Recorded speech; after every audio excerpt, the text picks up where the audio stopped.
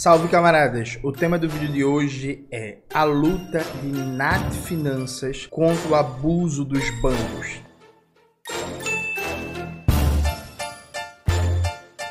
Antes de começar propriamente o tema do vídeo do canal, quero muito agradecer a você que ajuda a manter e melhorar nosso canal a partir do Apoia-se. Seu apoio é fundamental para a gente continuar o nosso trabalho. Nos últimos dias rodou muito, né? Uma postagem aqui, Nath Finanças, inclusive mandar um beijo para Nath. Nath faz um trabalho maravilhoso. É muito bom, né? Ter uma consultora de finanças, alguém que faz um debate sobre a organização de finanças pessoal e tal, que não é aquele discurso coach neoliberal que fica culpabilizando o trabalhador pelas suas dificuldades financeiras, né? Nath, enfim, faz um trabalho maravilhoso, é alguém muito séria, muito responsável, muito qualificada. E ela viralizou muito porque ela fez uma postagem, coloca na tela, Maxwell, o tweet, por favor, que ela tá falando do Nubank, né? Só que no desenrolar do processo falaram de vários outros bancos, praticamente todos os bancos do nosso país, que tem a prática, gente, de esgaçar o trabalhador, a trabalhadora com juros. Aqui a gente precisa fazer um debate muito importante. A Nath viralizou alguns meses atrás também bastante, porque ela estava ensinando as pessoas como solicitar o pacote mínimo ali dos bancos para não pagar taxas desnecessárias, inclusive solicitar o reembolso de taxas para serviços que você não pediu, né? Os bancos ficaram malucos, uma doideira.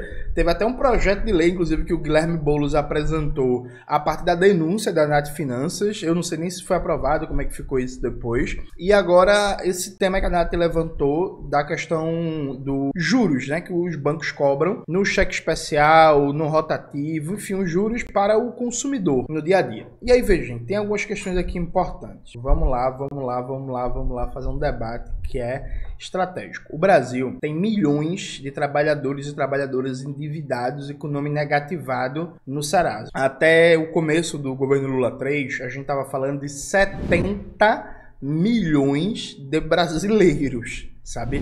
Tipo assim, gente, é muita gente. Só pra vocês terem uma ideia, a população do Sudeste brasileiro é de 85 milhões de pessoas.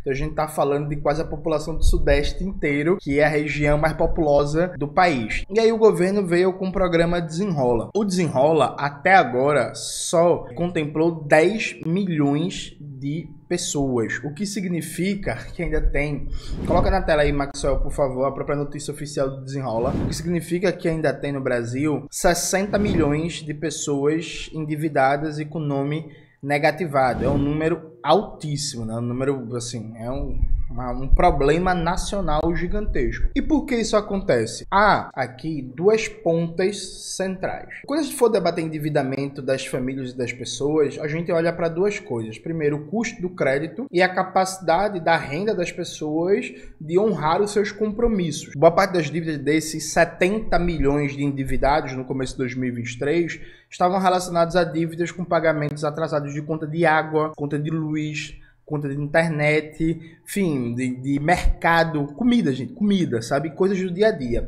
Então, isso já mostra uma primeira ponta do problema, que é, o Brasil é um país de capitalismo dependente, em que aqui funciona estruturalmente a superexploração da força de trabalho, que está muito bem debatido no livro do Rui Mauro Marini, Subdesenvolvimento e Revolução. Coloca aí na tela, Maxwell. Essa superexploração da força de trabalho pode ser captada em alguns aspectos com dados empíricos, como o fato de que no nosso país, mais ou menos 70% da população ganha no máximo até 2 salários mínimos. Então tem uma renda muito baixa, uma renda que não é suficiente para garantir comida boa, moradia digna, direito ao lazer, cuidados com a saúde, com a educação, segurança adequada. Nos últimos anos, especialmente a partir do começo de 2015, quando começou o ajuste fiscal no governo de Dilma II, com o banqueiro do Bradesco, Joaquim Levy, a galera gosta de esquecer do Joaquim Levy, né? Mas eu não deixo de esquecer, não. E se radicalizou com o golpe de 2016 do governo do Michel Temer, e aí veio a contra-reforma trabalhista, a contra-reforma da Previdência, o teto de gastos, depois do governo Bolsonaro, e nesse momento a gente tem um novo teto de gastos. Então de 2015 para cá, junta-se um combo, né, que é a queda tendencial do investimento público, do papel do Estado em fornecer serviços e políticas públicas e ser um elemento de atuação na economia para elevar a taxa de emprego e de formalização, e você tem do outro lado também a precarização cada vez mais crescente das relações de trabalho, ao ponto de que mais de 50 milhões de brasileiros estão na informalidade, que tem como característica média não ter uma fonte de renda certa, não ter férias, não ter 13º, não ter seguro-saúde e trabalhar em média 12 a 14 horas de jornada de trabalho diária. Então, quando você tem uma população muito empobrecida, com a renda deprimida, a participação dos salários dos trabalhadores na renda nacional, né, não para de cair. Então, de um lado você tem a perna da renda, né? A renda da classe trabalhadora, a riqueza que ela produz, porque toda a riqueza quem produz é a classe trabalhadora, né, gente? O percentual que ela se apropria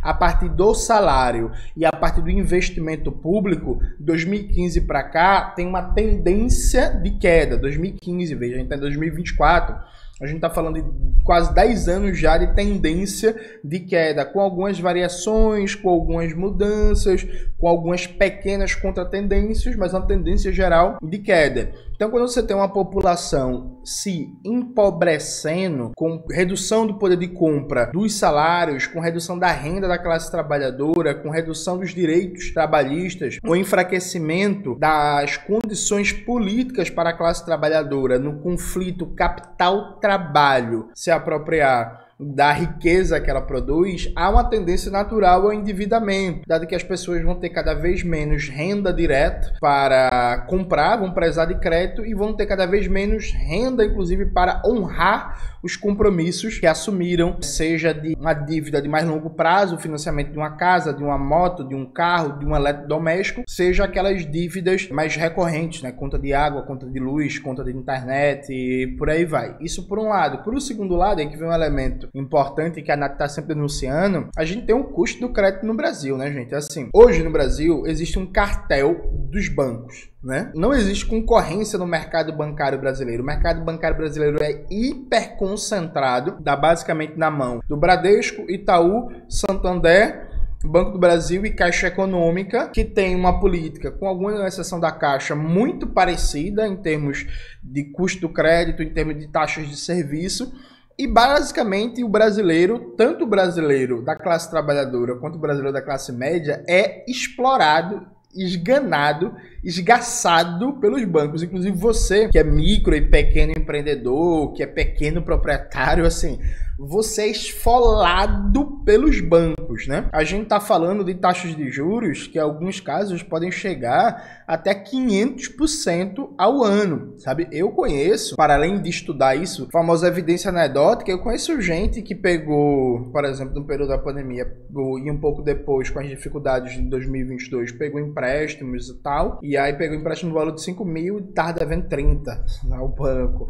Um empréstimo no valor de 10 mil, tava devendo 50, sabe? Então, tipo, eu, inclusive, durante a pandemia, teve um primo meu que ele não conseguiu o auxílio emergencial e aí tava pensando em pedir um empréstimo no banco, um empréstimo de 5 mil para se segurar por uns 3 meses. Eu cheguei para ele e falei, ó, primo, faz isso não, eu me aperto aqui, eu te dou a grana do auxílio emergencial por 3, 4 meses e tal, mas faz isso não, porque se tu pega 5 mil, tipo assim, depois tu ia ter uma dívida de 20 mil, 25 mil e tal. É isso que os bancos fazem, né?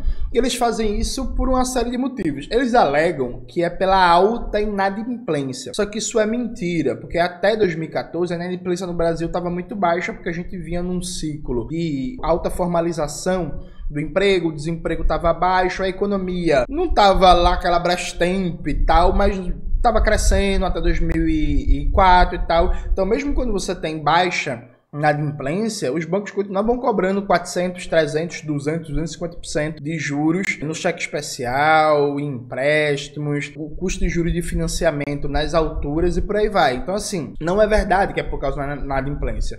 O fator real é que há um mercado hiperconcentrado e tudo que é hiperconcentrado, tudo que é poder de monopólio, a empresa ou um pequeno grupo de empresas pode definir o preço que cobra pelo serviço. Então, como 5 bancos no Brasil concentram o mercado bancário. Só pra vocês terem uma ideia, esses 5 bancos, eles concentram 81% do mercado bancário, assim. Então, tipo assim, 81%. Então, eles controlam, tem um monopólio coletivo, né, de 5 empresas do mercado bancário. Não tem concorrência, não tem regulação. É um clubezinho fechado e cada um faz o que quer. Aí alguém pode já pensar assim, mas peraí, Jones. Desses 5 bancos que controlam o mercado bancário, 81% do mercado bancário brasileiro, 2 são bancos públicos, né? Isso é isso, gente. 2 são bancos públicos. A Caixa e o Banco do Brasil poderiam muito bem atuar enquanto empresas públicas e forçar a concorrência no mercado bancário, baixando as taxas de serviços e as taxas de juros, né? Pressionando o Bradesco, o Itaú e o Santander de que, ó, bicho, se vocês não baixarem também, a gente vai tomar as fatias de mercado, né? O Banco do Brasil e a Caixa. Só que não fazem. O Banco do Brasil e a Caixa estão objetivamente dentro do cartel dos bancos privados. É isso, o esquema tá ali montado. Não vai mudar agora, especialmente considerando que o Arthur Lira tem muita influência na Caixa Econômica Federal nesse momento e que o ministro da Fazenda, Fernando Haddad, é parceiro da FEBRABAN, né? A FEBRABAN, a Federação dos Bancos do Brasil, ama o Fernando Haddad, ama a política que o governo Lula tá tocando e isso não vai ser enfrentado. Alguém pode lembrar... Jones, mas o governo Dilma II tentou isso. Tentou, era uma medida com alto potencial de popularidade. Embora o governo Dilma já viesse com uma política ali em 2012, uma política de austeridade, de reduzir o volume de gasto público ruim, que inclusive prejudicou a interlocução do governo Dilma com os movimentos sociais, com os sindicatos. Hoje em dia ninguém mais lembra, porque, enfim, depois do golpe a galera...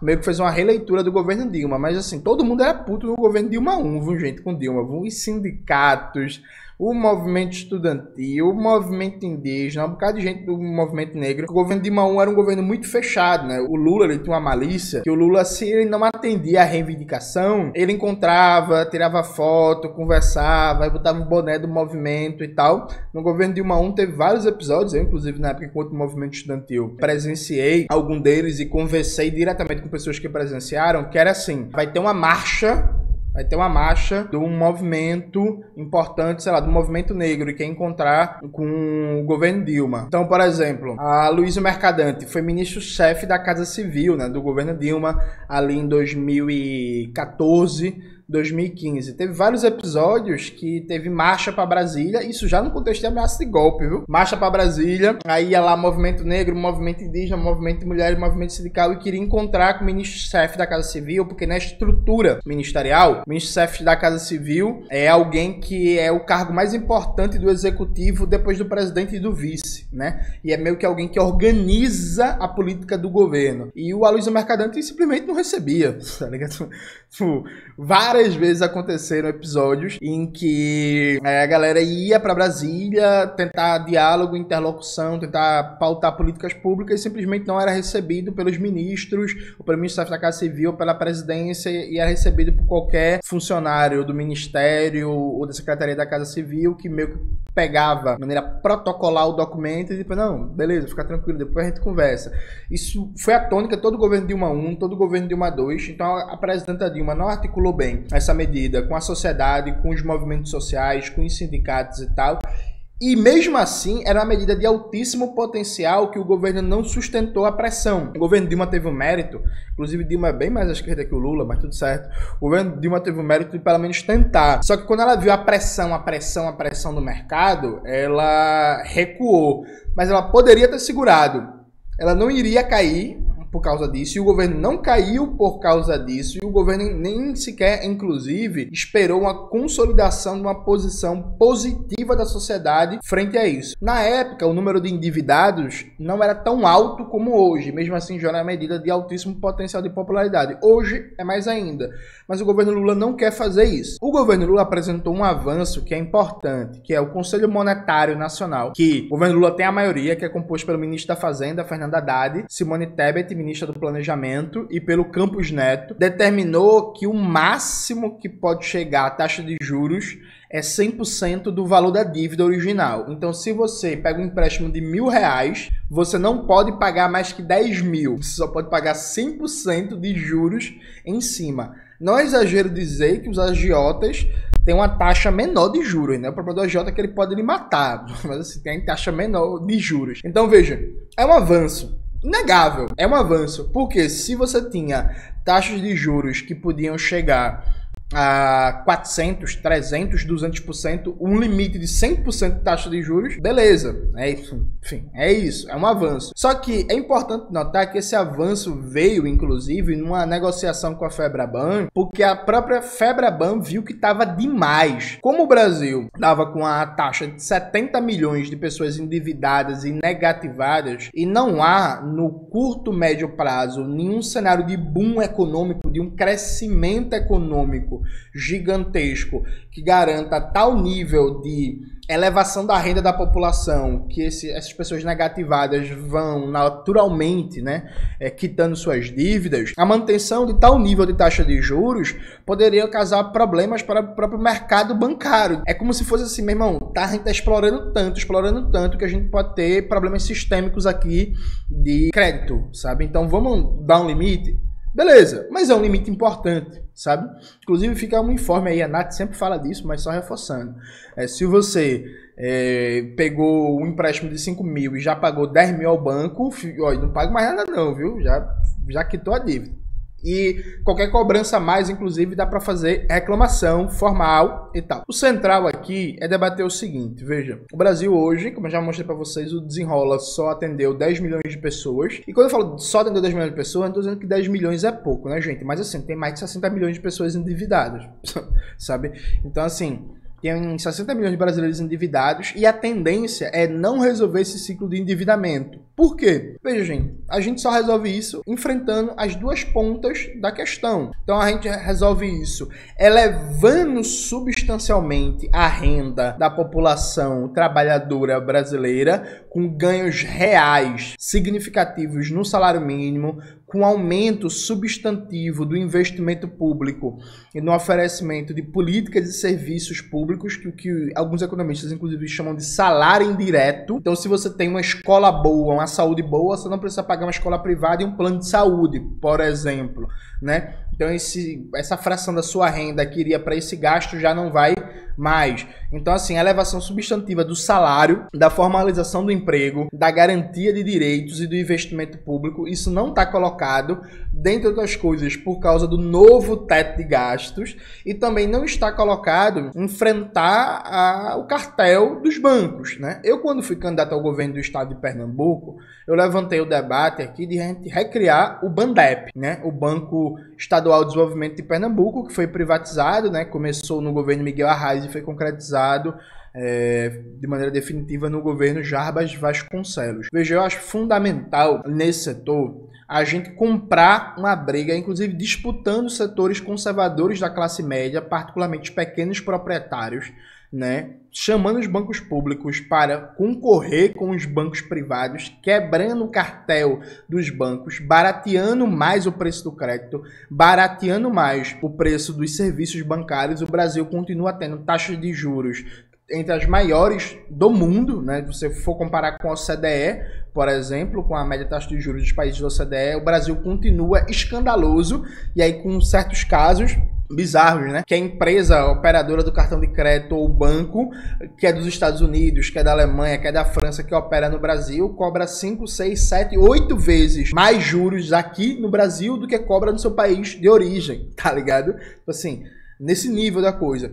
Então, usar os bancos públicos para concorrer, né, para combater as práticas abusivas dos bancos privados, reforçar a regulação, estimular a abertura de bancos regionais,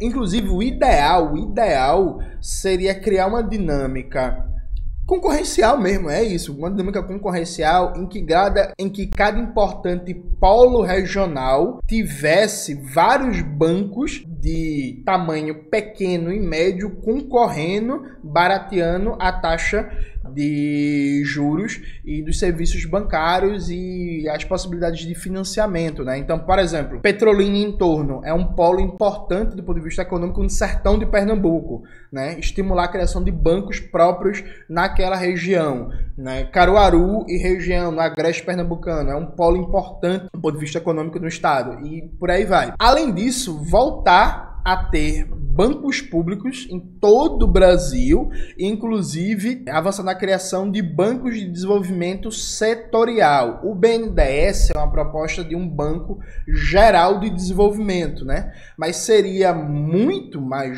importante a gente ter banco público de desenvolvimento para financiar a infraestrutura, um banco público de desenvolvimento para financiar a transição energética, um banco público de desenvolvimento para financiar a reforma urbana e o transporte de massas sobre trilhos, VLTs, trens, bala de alta velocidade, por aí vai, enfim, uma série de bancos de desenvolvimento setorial, bancos regionais conectados a uma arquitetura de bancos públicos nacionais, que é, grosso modo, a arquitetura da China, né?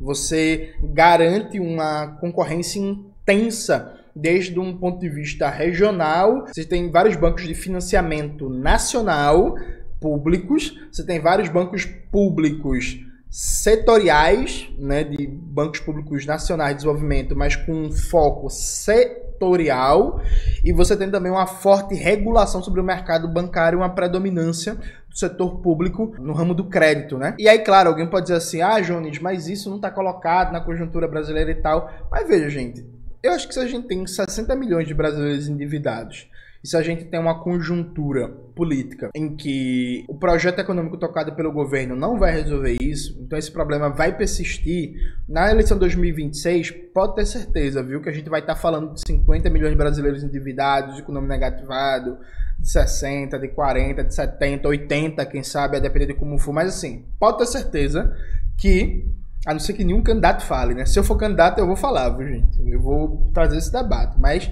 pode ser que vai ser tema de novo na eleição de 2026, na eleição presidencial. Então, assim, acho que desde já a gente deve levantar esse debate, levantar essa pauta, porque ela tem também, assim como no tema do petróleo, que eu debati no vídeo no meu canal, né, o petróleo não é mais nosso, esse é um tema que tem um potencial muito importante de unir em termos de aprovação, de popularidade, de potencial mobilização os setores da classe média e da classe trabalhadora, né? Inclusive disputar setores dos pequenos e médios proprietários, que hoje estão muito nas garras do bolsonarismo, disputar esses setores para uma política de esquerda a partir do seu interesse econômico imediato. Eu sei que a essa altura do vídeo tem muitos ciristas que estão pensando assim, mas Ciro fala isso há muito tempo e tal. Fala. Levantou sim, ajudou muito a levantar o tema na eleição de 2018 e de 2022. E eu tô aqui também ajudando a levantar o tema, a levar para frente, não deixar morrer.